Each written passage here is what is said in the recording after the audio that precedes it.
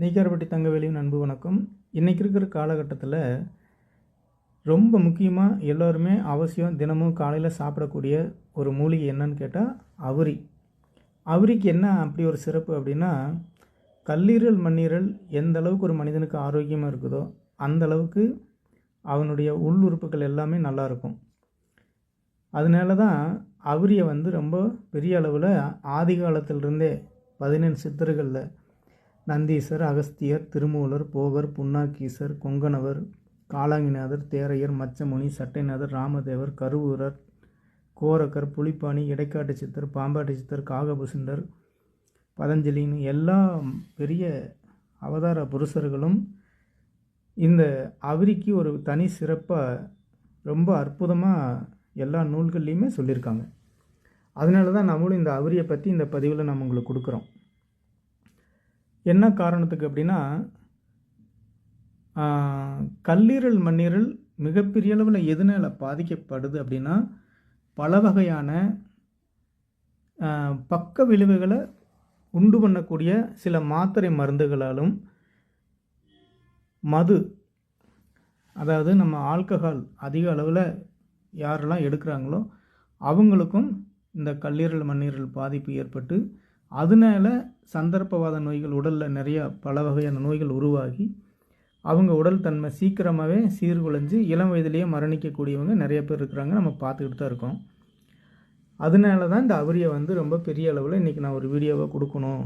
ஏன்னா இப்போ மழை காலம், எல்லா பக்கம் சாலை ஓரத்துலேருந்து எல்லா பக்கமே கிடைக்கும் பொழுது நம்ம வைத்தியத்துக்கு தேவையான அளவுக்கு தினம் நம்ம முடிஞ்ச வரைக்கும் எடுத்துகிட்டு சேகரித்து இந்த அவுரி பவுடரோட சம அளவு கீழா நெல்லி சமூலத்தையும் துண்டு துண்டாக காய வச்சு நிழல் உளுத்தி பவுடராக்கி அதையும் கலக்குவோம். கரிசலாங்கண்ணியும் 3 சேர்ந்து நான் கேப்சூல் வடிவத்தில் கொடுத்துட்ருக்கேன். எதுக்கு அப்படின்னா, மிக பெரிய அளவில் கல்லீரல் மண்ணீரல் பாதிக்கப்பட்டு இறந்தே போயிடுவாங்க அப்படின்னு சொல்லக்கூடிய நபர்கள் கூட உயிரோடு நல்லா இன்றைக்கு வரைக்கும் இருக்கிறதுக்கு முக்கிய காரணமாக இந்த மூலிகை எனக்கு கை கொடுத்துருக்கு. இதை எல்லாருமே பயனடைஞ்சு பலனடையணும், எல்லாருமே இதை தெரிஞ்சுக்கணும். குறிப்பாக இளைய தலைமுறை கண்டிப்பாக இந்த மூலிகைகளை தெரிஞ்சுக்கிட்டால் மட்டும்தான் ரொம்ப நாளைக்கு ஆரோக்கியமாக எந்த நோய் நொடியும் இல்லாமல் வாழ முடியும் அப்படிங்கிறதுக்காக தான். ஏன்னா சித்திர பெருமக்கள் கூட 64 வகையான பாசானங்களை கையில் எடுத்து மருந்துகளாக மாற்றுவதற்காக முயற்சி பண்ணி நிறைய சாதனைகள் செஞ்சுருக்காங்க.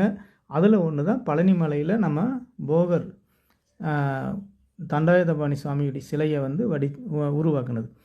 அதற்காக அவங்க கையில் எடுக்கப்பட்ட அவங்க உடலுக்கு எந்த ஒரு தீங்கும் வராமல் அந்த பாசன வர்க்கங்களோட காப்பாற்ற ஒரு பொக்கிஷமாக இருந்தது இந்த அவுரி தான். அதனால தான் ஆஹாஹா அவுரியடா 64 பேத்துக்கும் காளியடானே சித்தர்கள் ஒரு பழமொழியாகவே சொல்லுவாங்க. ஏன்னா 64 வகையான பாசானங்களையும் எதிர்த்து நின்று மனித உடலை காப்பாற்றக்கூடிய ஆற்றல் இந்த அவுரிக்கு இருக்குது. ஏன்னா பாசானங்களை கையில் எடுக்கும்பொழுது அவங்களுக்கு ஏதாவது ஒரு பக்க விளைவுகள் நோய் உண்டாகி உடனுக்குடனே மரணிக்கக்கூடிய சூழ்நிலை உண்டாயிரும்.